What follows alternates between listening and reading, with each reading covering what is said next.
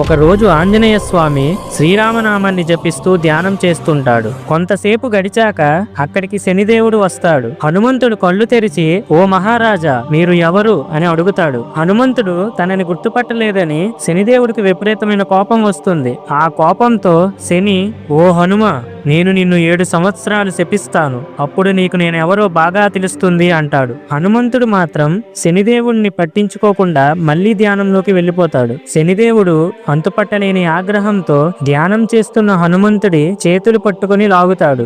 వెంటనే హనుమంతుడికి తన రామనామానికి భంగం కలిగించినందుకు భయంకరమైన కోపం వస్తుంది. తన తోకతో శనిదేవుడిని చుట్టేసి పట్టుకొని బలంగా ఛాతి మీద గుద్దుతాడు. తన తప్పు తెలుసుకున్న శనిదేవుడు, ఓ వానర రాజా, దయ చూపించు, నా అహంకారం వల్లే ఇలా జరిగింది, ఇంకెప్పుడు మీ నీడని కూడా తాకను అని అంటాడు. అప్పుడు హనుమంతుడు శనిదేవుడి గాయాలపై నువ్వుల నూనె రాసి, నా నీడను మాత్రమే కాదు, నా భక్తుల నీడను కూడా తాకకు అంటాడు.